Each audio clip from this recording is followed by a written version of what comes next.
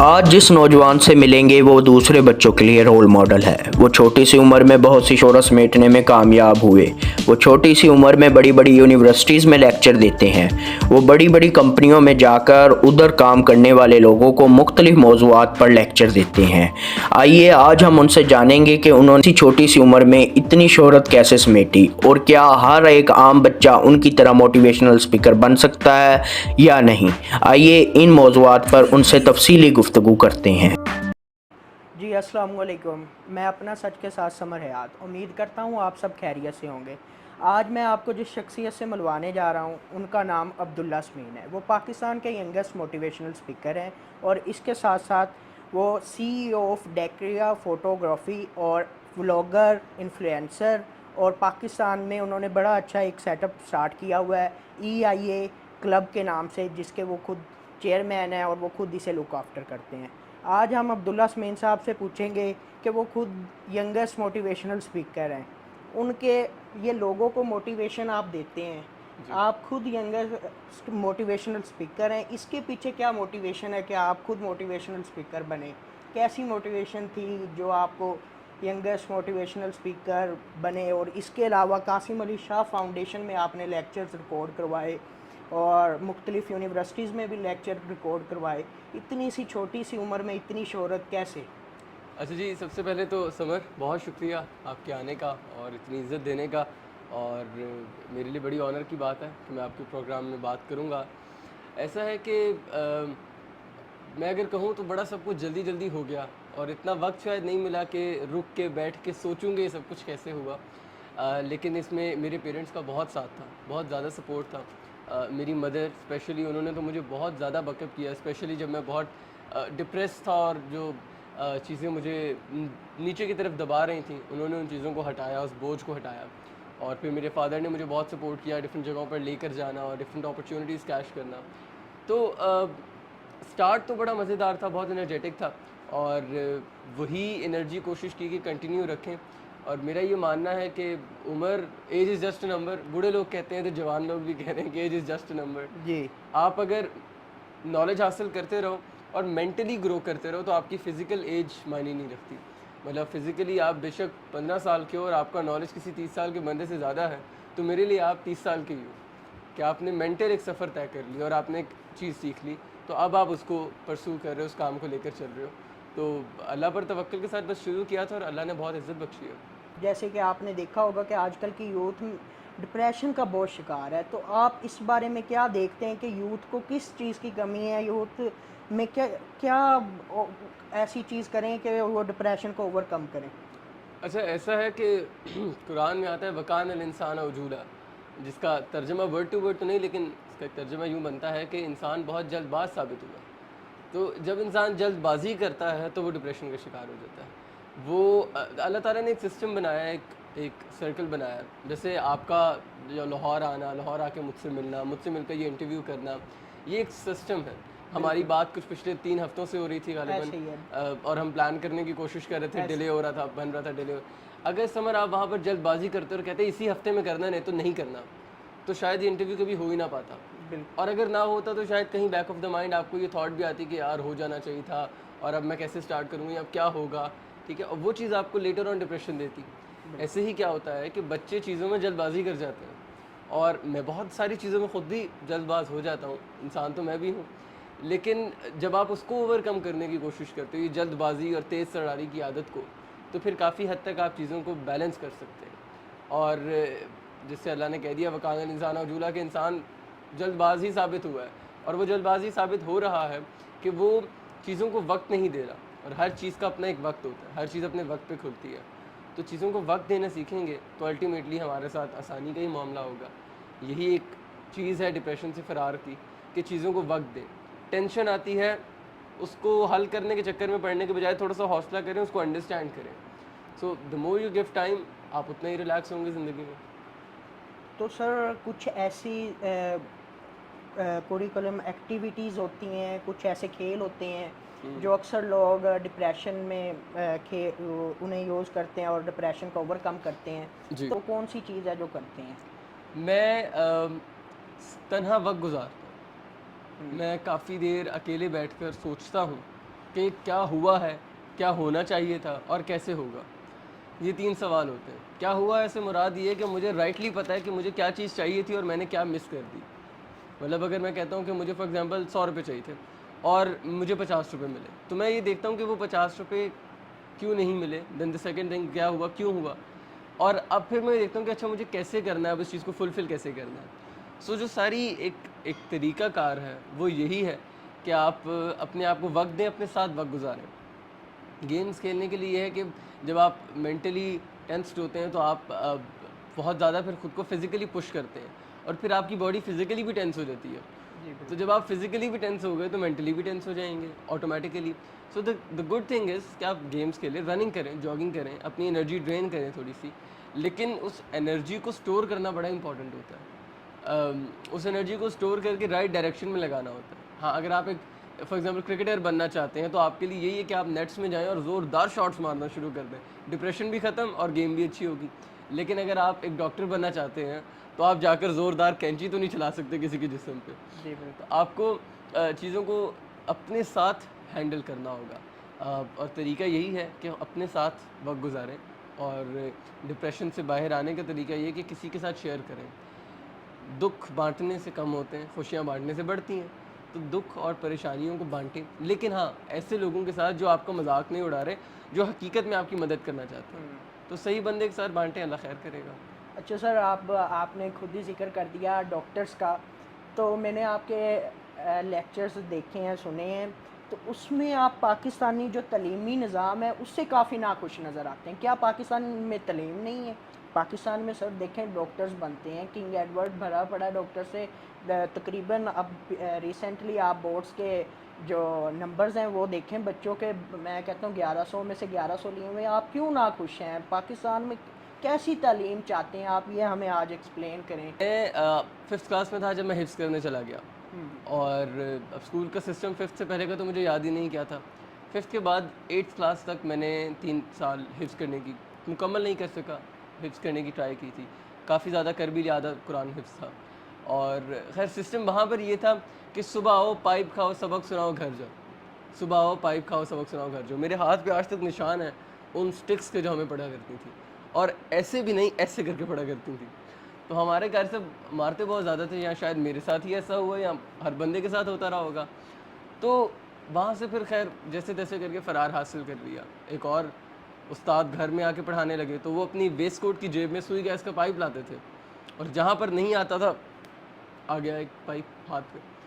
تو at Times مجھے لگتا تھا کہ یہ نظام غلط اس لیے ہے, مدرسہ سسٹم اس لیے تھوڑا سا رانگ ہوتا جا رہا ہے کہ تعلیم قرآن کی دینی ہے اور طریقہ آپ اپنے نبی کا فالو ہی نہیں کر رہے. نبی نے جو طریقہ دکھایا وہ محبت کا تھا. آپ صلی اللہ علیہ وسلم نے اپنے صحابہ کو کبھی معذلہ مارا نہیں کہ بھائی آج آپ کو یاد نہیں ہے تو آپ کو اس کے بعد سزا ملے گی. انہوں نے ہمیشہ پیار سے سمجھایا اور پیار سے کرایا. تو وہ اس لیے تھوڑا سا اس سے مجھے ڈس ایگری میں رہا. لیکن قاری صاحب ہمارے یہ کہا کرتے تھے کہ جب تک مارنا پڑے بچے پڑھتے ہی نہیں ہیں. تو ان کے پاس وہ جواز تھا, لیکن یہ جواز غلط ہے. دوسرا پھر جب میں 8th کے بعد 9th کلاس میں گیا 3 مہینے کے لیے اسکول, ہوا کیا کہ اب میں کیونکہ رات ساری لائیو ویڈیو کرتا تھا اس دوران, 9 سے 10 لائیو ہوتا تھا, 10 سے 11 مجھے ریپ اپ کرتے ہوئے لگتا تھا, 11 سے آنورڈز کبھی گیمز کھیل لیتا تھا, کبھی کتاب پڑھ لیتا تھا, کبھی کوئی ویڈیو بنا رہا ہوتا تھا, 100 چیزیں ہوتی تھیں. تو صبح تک جاتے جاتے میں 3-4 بجے سوتا تھا اور 6 بجے اسکول کے لیے نکلنا ہوتا تھا. تو میں عموماً جا کر, کچھ میری بھی اس میں نااہلی ہے, آئی ایکسیپٹ اٹ, کہ میں اسکول جا کر سو جاتا تھا پہلے دوسرے پیریڈ میں. ایک بار کیا ہوا کہ مجھے میری ٹیچر نے بلایا, اینڈ شی سیڈ کہ اگر تم موٹیویشنل اسپیکر بننا چاہتے ہو تو اسکول تمہیں نہیں رکھ سکتا. اور دیٹ از دا سینٹینس جو بڑا عجیب لگا مجھے. خیر بات آئی گئی ہوگی, ختم ہو گئی. لیٹر آن وہ آئیں کلاس میں آ کر انہوں نے مجھے کہا کوئی اسکول کالج تمہیں رکھنا پسند نہیں کرے گا. اچھا گڈ پرفیکٹ, صحیح ہے, اچھی بات تھی یہ تو. خیر وہ یہ کہہ کے چلی گئیں, اور پھر انہوں نے مجھے بلایا, انہوں نے کہا کہ یا تو اسکول کے ساتھ کنٹینیو کرو یا پھر آپ موٹیویشنل اسپیکنگ کر لو. میں خیر اس کے بعد اسکول نہیں گیا کبھی, میں نے اسکول کے ساتھ کنٹینیو نہیں کیا. لیکن مجھے آج ماشاءاللہ ملک کی ساری نامور بڑی یونیورسٹیز بلاتی ہیں, اور ابھی پتہ نہیں کتنی یونیورسٹیز کے پڑے ہیں پینڈنگ, پھر انویٹیشنز وقت نہیں بن رہا. تو انہوں نے مجھے بلکہ ایک جملہ کہا, کہتی ہیں کہ اگر میٹرک پاس ہو گئے تو میرے پاس آنا, میں ریزائن کر دوں گی. میں میٹرک پاس ہو گیا, فرسٹ ایئر پاس ہو گیا, میں ریزائن لینے نہیں گیا. تو مجھے اس لیے تھوڑا سا وہ یا میرے ساتھ کچھ الگ سے ہو گیا، لیکن میں نے جتنی کہانیاں پڑھی مجھے یہی ملا کہ ایک رٹا سسٹم چل رہا ہے بس.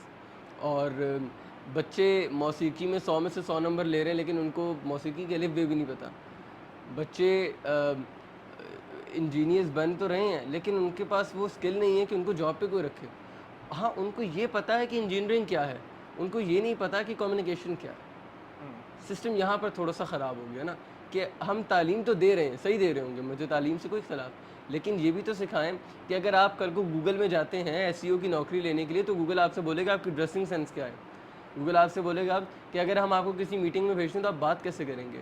گوگل آپ سے بولے گا ٹیم کیسے مینیج کرتے ہیں آپ. ہارڈ اسکلس کے ساتھ تعلیم کے ساتھ دنیا بھری ہوئی ہے، سافٹ اسکلس کے ساتھ نہیں ہے. یہ مسئلہ ہے. سر ایک یہاں پر آپ نے دو باتیں ریز کی ہیں، ایک تو مار، ٹھیک ہے، ایک دوسرے ہمارے اسکولز میں communication skill, team work, self independent ہم کیسے بن سکتے ہیں، لائک ایز فری لانسر. جیسے کہ ہم نے ریسنٹلی دیکھا کہ انڈیا میں اسکولز میں بہت کام ہو رہا ہے، وہ بچوں کو 6th کلاس سے ہی فری لانسنگ سکھاتے ہیں ہر چیز. تو سر آپ یہ بھی دیکھیں گے کہ آج کل ٹیچرز کی عزت جو اسٹوڈنٹس کو کرنی چاہیے وہ نہیں کر رہے. میں اس بات سے اختلاف رکھتا ہوں کہ بچوں کو عزت کرنی چاہیے، رسپیکٹڈ ٹیچرز ہیں وہ ہمارے، لیکن میں جو آپ نے بات کی ہے کہ واقعی یہ بات آپ کی درست ہے کہ کمیونیکیشن سکلز اور دوسری جو ایسی نیسیسری چیزیں ہیں ان پر پاکستان میں کام نہیں ہو رہا اسکولز میں. تو سر آپ یہ بتائیں کہ آج کل تو کوئی بھی بچہ ہوتا ہے وہ اٹھ کے ٹیچر سے بدتمیزی کر لیتا ہے، تو اس پر رد عمل ٹیچر کا بھی شدید ہوتا ہے، ظاہری سی بات ہے. تو اس پہ اگر ہم ایسا نظام چاہتے ہیں جس میں ٹیچر کی بھی عزت ہو اور ٹیچر بھی اسٹوڈنٹ کو مارے نہ، اسے اس کی بھی اسٹوڈنٹس کی بھی رسپیکٹ ہوتی ہے، تو اس بارے میں آپ کیا؟ دیکھیں تربیت کا مسئلہ، میں نے ایک کتاب میں کوٹ پڑھا، ایک جملہ تھا، وہ یہ تھا کہ اگر آپ بچوں کی تربیت کریں تو مردوں کو سزا دینے کی ضرورت نہیں پڑتی.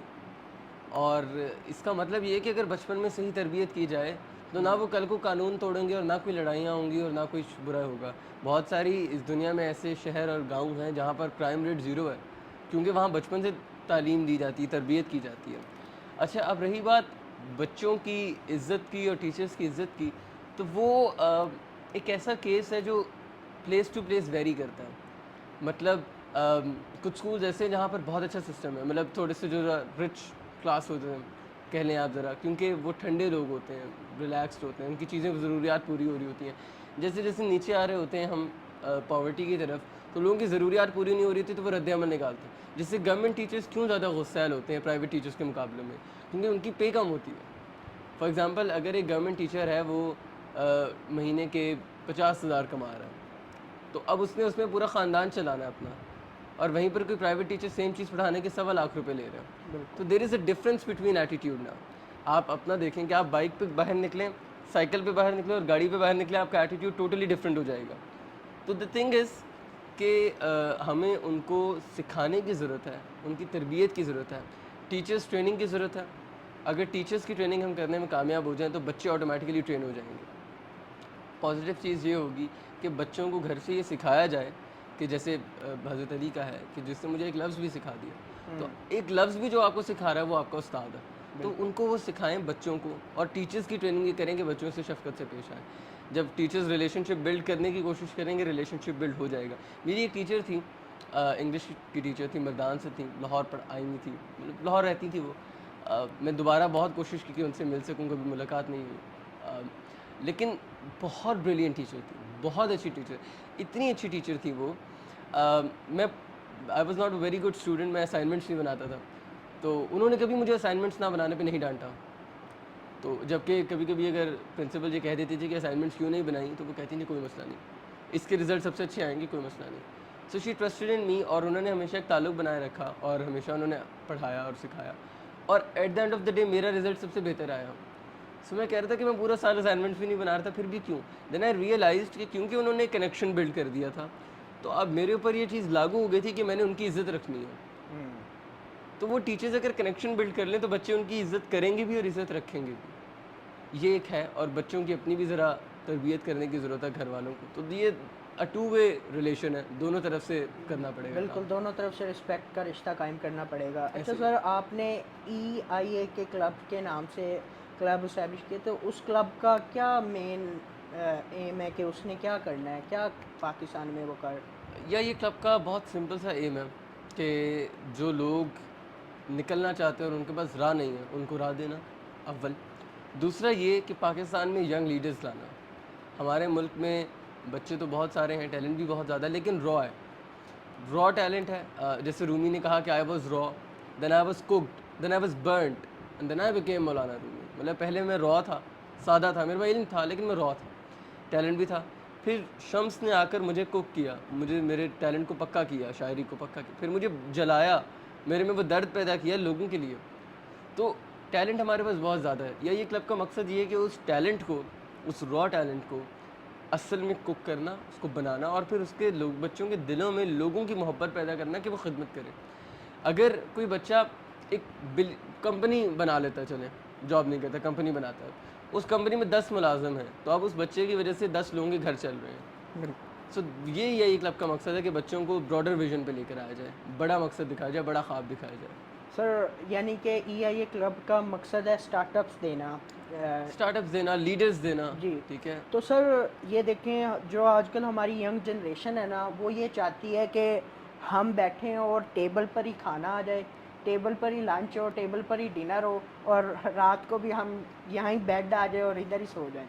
تو سر اس جنریشن کو اسٹارٹ اپس پر لگانے کے لیے ہمیں کیا کرنا پڑے گا, انہیں سیدھا راہ دکھانے کے لیے؟ اب جیسے کہ ہم آپ کی اگزامپل لیں, تو آپ نے بہت چھوٹی سی عمر میں, ہم 3 سال پیچھے چلے جائیں تو جب سے آپ ماشاءاللہ یونیورسٹیز میں, قاسم علی شاہ فاؤنڈیشن میں اور بہت سی جگہ پر لیکچرز دے رہے ہیں, آپ نے ایک اپنا اسٹارٹ اپ بلڈ کیا ہے, تو آج تک آپ چل رہے ہیں, ساتھ ساتھ آپ نے اپنی تعلیم کو بھی کنٹینیو رکھا ہوا ہے. تو سر ایسا ہمیں کیا کرنا پڑے گا کہ ہماری جو ینگ جنریشن ہے اس کے لیے ہم کچھ ایسا اسٹارٹ اپس لائیں, لیکن ہمارے پاس نیٹ بھی ہے, ہمارے پاس موبائل بھی ہے, ہمارے پاس یوٹیوب بھی اویلیبل ہے, پھر بھی ہم پیچھے ہیں, کیا وجہ کیا ہے؟ اچھا جی, 2 سوال ہو گئے. ایک تو سستی کا ہو گیا اور ایک وجہ ہو گئی. جو سست لوگ ہیں وہ بڑے کام کے لوگ ہیں. سست لوگ طریقہ نکال لیتے ہیں اپنے لیے آسانی پیدا کرنے کا. اب میں پرسنلی بہت سست ہوں, بہت زیادہ سست ہوں. اچھا, اب میں سست ایسے ہوں کہ اب میں ریسنٹلی کوئی کام کرتا, غالباً میں فیس بک کی کچھ ویڈیوز کے نا چینج کر رہا تھا ٹائٹلز. اب وہ ایک ٹائٹل سلیکٹ کرنا پڑ رہا تھا اور ایک کرنا پڑ رہا تھا. میں کافی دیر سوچتا رہا, میں نے کہا نہیں, میں ایک تو نہیں کر سکتا, میرے میں اتنی ہمت نہیں ہے کہ میں ایک کو پہلے ایڈٹ کروں, سیو, دوسرا ایڈٹ سیو, تیسرا ایڈٹ سیو. 800-850 ویڈیوز ہیں. تو میں نے کیا کیا کہ میں نے میکرو ریکارڈر آن کیا, میں نے ریکارڈنگ اسٹارٹ کی ماؤس کی, میں نے ایک ویڈیو سلیکٹ کی, اس میں ٹائٹل پیسٹ کیا, انٹر کیا, سیو کیا اور ریکارڈنگ آف کر دی. اب میں نے اس کو کر دیا پلے انٹو 850. میں سو گیا, صبح اٹھا, سارے ٹائٹلز اپلوڈڈ تھے. میں بہت سست ہوں. میں سست آدمی کام کو کرنے کا آسان طریقہ ڈھونڈ لیتا ہے. وہی کام جس کو لوگوں کو کرنے میں شاید 8 گھنٹے لگنے تھے, ساری رات لگنی تھی, میں سو رہا تھا اور وہ کام ہو رہا تھا. ٹھیک ہے. تو سست ہونے کا بڑا فائدہ ہوتا ہے, آپ کو بس اس فائدے کو استعمال کرنا آنا چاہیے. مجھے کبھی کبھی ایک تھوڑی سخت بات نہ ہو جائے تمام لوگوں سے معذرت کے ساتھ, مجھے لگتا ہے کہ ہم لوگوں نے خود کے اوپر بلا وجہ کی چیزیں لاگو کر لی ہیں. جیسے بٹ کوائن آیا تو اس کے اوپر فتویٰ لگا دیا کہ حرام ہے. یا ہمارے آج تک ملک میں بہت سارے لوگ یہ کہتے ہیں کہ انویسٹمنٹ حرام ہے. بہت سارے لوگ یہ کہتے ہیں کہ جی جو اسٹاک مارکیٹ ہے وہ غلط ہے, اس کی اسلام میں اجازت نہیں. میں ایک واقعہ آپ کو بتاتا ہوں. عثمانی دور کے اندر جب پسٹلز اور گنز بننا شروع ہو گئی, عثمانی بادشاہ کے پاس آیا بندہ, اس نے کہا میں آپ کو گنز بنا کے دوں گا. تو اس نے کہا کہ ہمارے نبی کی سنت یہ کہتی ہے کہ تلوار سے لڑو, ہمیں پسٹلز کی ضرورت نہیں ہے. اب جب جنگ ہوئی, یہ تلوار لے کر بھاگ رہے ہیں اور سامنے سے فائرنگ ہو رہی ہے, جتنی دیر میں یہ وہاں پہنچتے تھے لگے جاتے تھے. تو بات یہ ہے کہ ہم نے خود کے اوپر بلا وجہ کی کچھ چیزیں لاگو کر لی ہیں اور جس کی وجہ سے ہم گرو نہیں کر پا رہے. تو اپنے اوپر جو ہم نے ایک ایکسٹرا بوجھ ڈالے, جو چیزیں حرام ہیں وہ حرام ہے, لیکن جن چیزوں کی اجازت ہے اور اسپیس دی ہے اللہ نے ہمیں ان چیزوں کو پرسو کرنا چاہیے. اب یوٹیوب پاکستان میں آیا, بین ہو گیا, انڈیا میں نہیں ہوا, کچھ ٹائم بیچ میں ہوا تھا, زیادہ دیر نہیں ہوا. تو انڈیا کے یوٹیوبرز آج 30 ملین پر بیٹھے ہیں اور ہمارے یوٹیوبرز 5 ملین پہ بھی نہیں جا رہے ہیں. دیر از اے بگ ڈفرینس. ٹھیک ہے. اور اگر وہ چیزوں کو صحیح سے پراپرلی ہم کریں یوز تو کافی فائدہ ہوگا. ابھی تو بٹ کوائن بھی بین ہو گیا تھا بیچ میں, ٹک ٹاک آیا بین ہو گیا. بالکل. ایپس کا مسئلہ نہیں ہے, مجھے سمجھ نہیں آتی کہ ہم لوگ ایپس کو غلط کیوں کہتے ہیں. فار ایگزامپل آپ کے پاس ایک فون ہے, آپ اس فون سے بزنس کر سکتے ہیں, ای کامرس, آپ اس فون سے 18+ ویڈیوز دیکھ سکتے ہیں, آپ اس فون سے سیکھ سکتے ہیں, آپ اس فون سے گیمس کھیل سکتے ہیں. فون غلط نہیں ہے, آپ کا استعمال غلط ہے. تو ایپس غلط نہیں ہے, استعمال غلط ہے. تو ہمیں صحیح استعمال سیکھنا آ گیا تو ہم لوگ اپنے ملک کو ترقی دے سکتے ہیں. ریسورسز سیم ہے, صحیح استعمال نہیں کر رہے, بس یہ فرق ہے. جی بالکل.